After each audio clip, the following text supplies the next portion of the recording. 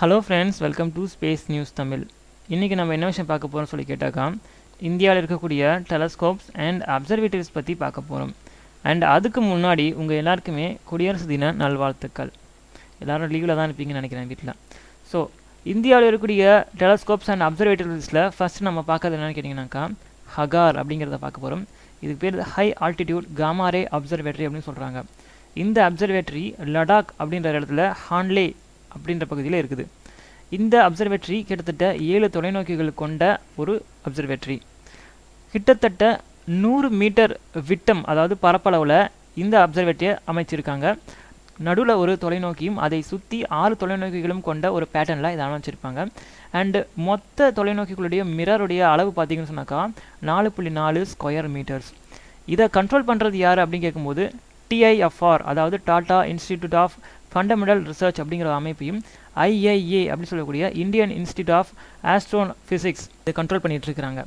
இந்த அப்சர்வேட்டரியுடைய primary targets அப்படின்னு என்ன கேட்டிங்கனாக்கா, ஆக்டிவ் கேலக்டிக்ஸ் நியூக்ளாய் மற்றும் காமாரே பல்சர்ஸ் அப்படின்னு சொல்கிறாங்க. அதுக்கு அடுத்தது நம்ம பார்க்க போகிறது என்ன கேட்டிங்கனாக்கா, ஹிமாலயன் சந்திரா அப்சர்வேட்டரி. இதுவும் லடாக்கில் தான் இருக்குது. அண்ட் லடாக்கில் மவுண்ட் சரஸ்வதி அப்படிங்கிற மலையின் மேலே இது அமைச்சிருக்காங்க. கிட்டத்தட்ட சி லெவல்லேருந்து 4500 மீட்டர் உயரத்தில் இது அமைஞ்சிருக்கு. இதை கண்ட்ரோல் பண்ணுறதும் இந்தியன் இன்ஸ்டிடியூட் ஆஃப் ஆஸ்ட்ரோபிசிக்ஸ் அப்படிங்கிற ஒரு அமைப்பு தான், அதாவது IIA. இந்த டெலஸ்கோப்பில் இருக்கக்கூடிய மிரரின் அளவு பார்த்திங்கனாக்கா 2 மீட்டர் அளவுடையது. அண்ட் இதோடைய ஸ்பெஷல் அப்படின்னு கேட்கும்போது can be operated by remotely அப்படின்னு சொல்லியிருக்காங்க.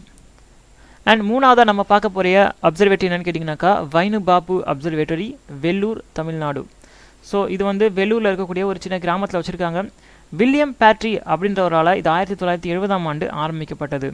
அண்ட் தென் லேட்டர் டேஸில் பார்த்தீங்கன்னாக்கா இந்த அப்சர்வேட்டரியை கொடைக்கானலுக்கு ஷிஃப்ட் பண்ணிட்டாங்க. அண்ட் ஆக்சுவலி இது வந்து ஒரு லெஜெண்டரி டெலஸ்கோப் அப்படின்னு சொல்லியிருக்காங்க. இந்த டெலஸ்கோப் வந்து 725 மீட்டர் சி லெவல்லேருந்து உயரத்தில் வைக்கப்பட்டிருக்கிறது. இந்த அப்சர்வேட்டரியில் 3 தொலைநோக்கிகளை வச்சுருக்காங்க, 3 டெலஸ்கோப்ஸ் வச்சுருக்காங்க. அதில் ஒன்று பார்த்தீங்கன்னாக்கா ரொம்ப பெருசு. ஸோ ஃபஸ்ட்டு ஒன்று பார்த்தீங்கன்னாக்கா அதான் அந்த 3த்தில் வந்து ஃபஸ்ட்டு ஒன்று வந்து ஜெர்ஸ் டெலஸ்கோப் அப்படின்னு சொல்கிறாங்க. நீங்கள் நோக்கியா ஃபோன்லலாம் கேள்விப்பட்டிருப்பீங்களா, கார்ல் ஜெர்ஸ் அப்படின்னு சொல்லிட்டு ஒரு லென்ஸ் டெக்னாலஜி. ஸோ அந்த டெக்னாலஜி வச்சு பயன்படுத்தப்பட்ட டெலஸ்கோப் தான் இது. இது வந்து கிட்டத்தட்ட 1 மீட்டர் பெரிய மிரர் வச்ச ஒரு டெலஸ்கோப். அண்ட் தென் அடுத்த டெலஸ்கோப் பார்த்தீங்கன்னாக்கா 1.3 மீட்டர்ஸ் அகலம் கொண்ட மிரர் உள்ள ஒரு டெலஸ்கோப். இதை வந்து JCBTன்னு சொல்கிறாங்க, அதாவது JC பட்டாச்சாரியா டெலஸ்கோப் அப்படின்றாங்க. அண்ட் தென் மூணாவது டெலஸ்கோப் 2.3 மீட்டர்ஸ், அதான் சொன்னால பெரிய டெலஸ்கோப் வாங்க ஒன்று இருக்குன்னு சொல்லிட்டு அதுதான் இது. 2.3 மீட்டர்ஸ் அகலம் கொண்ட மிரர் வச்ச ஒரு டெலஸ்கோப். இதை வந்து வைனு பாபு டெலஸ்கோப் அப்படின்னு சொல்லுவாங்க, இல்லாட்டி VBTன்னு சொல்லுவாங்க. இந்த 3 டெலஸ்கோப்பும் கொண்ட ஒரு அப்சர்வேட்டரி தான் இந்த Vellore wine Bappu observatory. So இது வந்து என்னென்னத்தை கண்டுபிடிச்சிது அப்படின்னு பார்த்தீங்கன்னாக்கா, இதோட டிஸ்கவரிஸ்னு வரும்போது முதலாவது மிகப்பெரிய நிலாவான கேனிமேடே, அதாவது வியாழன் கிரகத்திலேயே ஒன் ஆஃப் த துணை கிரகம். இந்த கேனிமேடையோடைய அட்மாஸ்பியரை கண்டுபிடிச்சதில் இதுவும் மிகப்பெரிய பங்கு வகிச்சிருக்குன்னு சொல்லலாம். அண்ட் அதே மாதிரியான participated in finding rings of Uranus, Uranus கிரகத்துடைய வளையங்கள் கண்டுபிடிக்கிறதுலையும் இது பார்ட்டிசிபேட் பண்ணியிருக்குது. அந்த ஒரு மிஷன்லேயும் இது பார்ட்டிசிபேட் பண்ணியிருக்கு. அண்ட் ஆல்சோ பார்த்தீங்கன்னாக்கா சனி கிரகத்துடைய மெல்லிய வளையங்கள் ரிங்ஸ் அப்படின்னு சொல்லுவாங்க, அந்த மாதிரி உள்பக்கம் இருக்கக்கூடிய மெல்லிய வளையங்களையும் கண்டுபிடிக்கிறதுலையும் இது பார்ட்டிசிபேட் பண்ணியிருக்குது. அண்ட் அது மட்டும் இல்லாமல் கடைசியாக 4130 ராமானுஜன் அப்படின்னு சொல்லக்கூடிய ஒரு மைனர் பிளானட்டையும் இது கண்டுபிடிச்சி வச்சுருக்கு.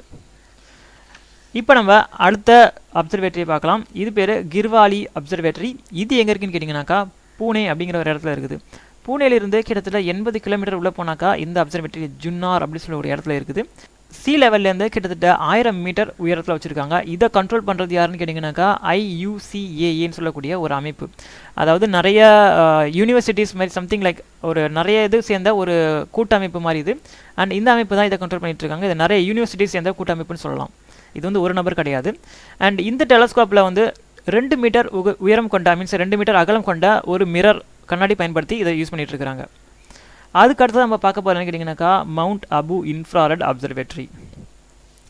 இது அமைந்திருக்கிற இடம் கேட்டிங்கனாக்கா பேர்லேயே இருக்குது, மவுண்ட் அபு இன் குருஷிகார். குருஷிகார் அப்படிங்கிற இடத்துல மவுண்ட் அபு அப்படின்ற மலையின் மேலே இது அமைச்சிருக்காங்க. இது ஆப்ரேட் பண்ணுறது யாருன்னு கேட்டிங்கனாக்கா ISRO, அதாவது இஸ்ரோ ஆப்ரேட் பண்ணிட்டு இருக்காங்க. இந்த அப்சர்வேட்டரியிலையும் 3 தொலைநோக்கிகள் இருக்குது. முதல் தொலைநோக்கி இன்ஃப்ராரெட் தொலைநோக்கி, அதாவது 1.2 மீட்டர் உயரம் 1.2 மீட்டர் மிரர் வச்ச ஒரு இன்ஃப்ராரெட் தொலைநோக்கி.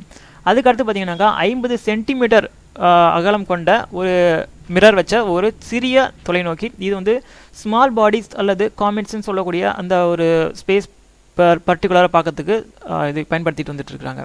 அண்ட் தென் மூணாவது டெலஸ்கோப் பார்த்தீங்கன்னாக்கா 1 மீட்டர் உயரம் கொண்ட மீன்ஸ் 1 மீட்டர் அகலம் கொண்ட மிரர் வச்ச ஒரு டெலஸ்கோப். இது வந்து ஸ்பேஸ் ஜங்க்ஸ் பார்க்கறதுக்காண்டி பயன்படுத்தி வந்துட்டு இருக்கிறாங்க. நம்ம ஆறாவதாக பார்க்கக்கூடிய டெலஸ்கோப் பார்த்தீங்கன்னாக்கா அரிஸ் அப்படின்னு சொல்கிறாங்க. Aryabhatta research institute of observational science. So இதை தான் இந்த ஆர்ஐஸ் அப்படின்னு சொல்கிறாங்க. இது எங்கே இருக்குன்னு கேட்டிங்கன்னாக்கா நைனிதால் ஊப்பின்னு நினைக்கிறேன் இது. அண்ட் இந்த அப்சர்வேட்டரியானது 2 டெலஸ்கோப்ஸ் அமைஞ்ச ஒரு அப்சர்வேட்டரி. முதல் டெலஸ்கோப் பார்த்தீங்கன்னாக்கா கிட்டத்தட்ட லெஜெண்டரி 3.6 மீட்டர் அகலம் கொண்ட ஒரு என்ன சொல்கிறது ஒரு மிரர் வச்ச ஒரு பெரிய டெலஸ்கோப். அண்ட் இரண்டாவது டெலஸ்கோப் பார்த்தீங்கன்னாக்கா செகண்டரி டெலஸ்கோப் 1.3 மீட்டர் அகலம் கொண்ட மிரர் வச்ச டெலஸ்கோப் அது. ஸோ இந்த டெலஸ்கோப் ப்ராஜெக்ட் மீன்ஸ் இந்த அப்சர்வேட்டரி அரைஸ் அப்சர்வேட்டரியானது கிட்டத்தட்ட இந்தியா, பெல்ஜியம், ரஷ்யா போன்ற நாடுகள் வந்து கான்ட்ரிபியூட் பண்ணியிருக்காங்க. அண்ட் மேஜர் கான்ட்ரிபியூஷன் அப்படின்னு பார்க்கும்போது இந்தியா தான் அதிகமாக கான்ட்ரிபியூஷன் பண்ணியிருக்காங்க. கிட்டத்தட்ட 120 கோடி வரைக்கும் இதுக்காக அவங்க செலவு பண்ணியிருக்காங்க. அண்ட் அதுக்கடுத்து நம்ம 7ஆவதாக பார்க்கும்போது என்ன கேட்டிங்கனாக்கா giant meter wave radio telescope. இது எங்கே இருக்குன்னு கேட்டிங்கனாக்கா பூனேயில் இருக்குது. பூனேலேருந்து கிட்டத்தட்ட 80 கிலோமீட்டர் போனாக்கா இதையும் கண்டுபிடிக்கலாம்.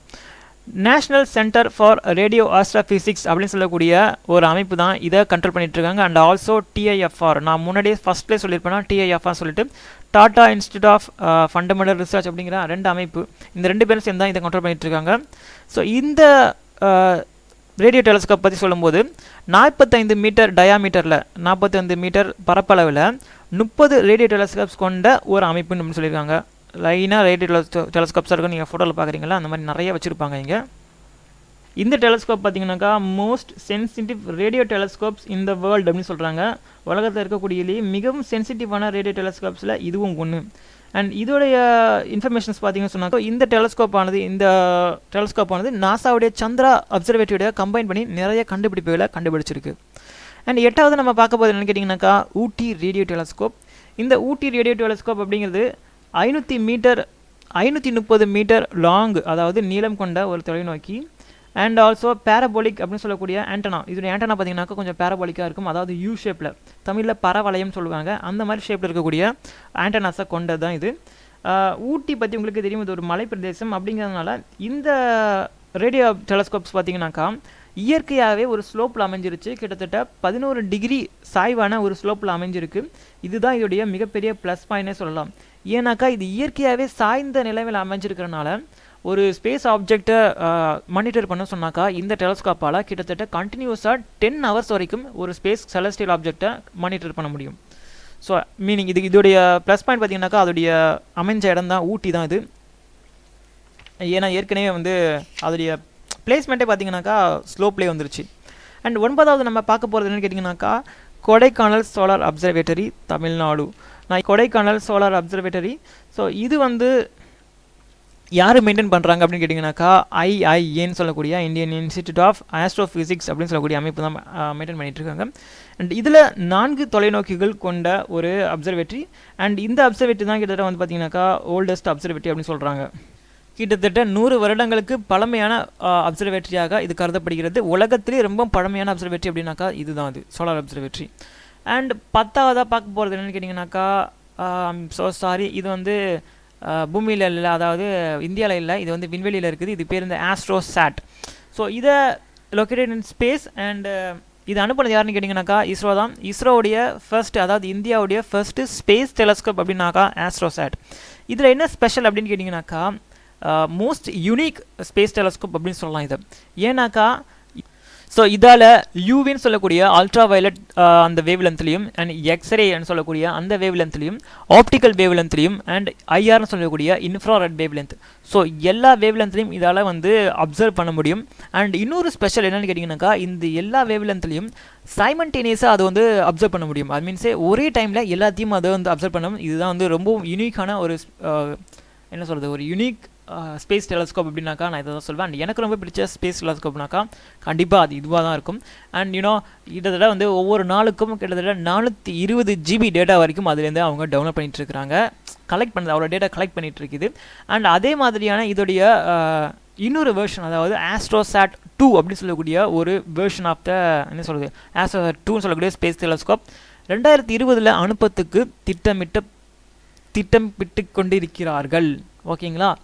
ஓகே, இது அமைச்சிட்டாக்கா இன்னும் கொஞ்சம் பெருசாக இருக்கும். மேபி இதுதான் வந்து நான் உங்களுக்கு இன்றைக்கி சொல்லலான்னு இருந்தேன். அண்ட் இந்த டேட்டா எல்லாமே நான் வந்து கரீப் சயின்டிஸ்ட் அப்படின்னு சொல்லக்கூடிய ஒரு யூடியூபர், ஹிந்தி யூடியூபர், அவருடைய வெப்சைட்லேருந்து எடுத்தேன் நான். ஸோ அது வந்து இங்கிலீஷில் தான் இருக்கும். ஆக்சுவலி அதில் பார்த்தீங்கன்னாக்கா ஒரு 15 டெலஸ்கோப் சொல்லியிருப்பாங்க, நான் 10 சொல்லியிருப்பேன். உங்களுக்கு மித்த 5 என்னென்னு தெரிஞ்சுக்கிட்டீங்கன்னாக்கா அந்த லிங்க்கை நான் கீழே கொடுக்குறேன், நீங்கள் அங்கே போய் பார்த்து தெரிஞ்சுக்கலாம். இங்கிலீஷில் தான் இருக்கும், ஒன்றும் பிரச்சனை இருக்காது. அண்டு அனைவருக்கும் குடியரசு தின நாள் வாழ்த்துக்கள். நன்றி, வணக்கம். கடைசி வரைக்கும் பார்த்ததுக்கு மிகவும் நன்றி.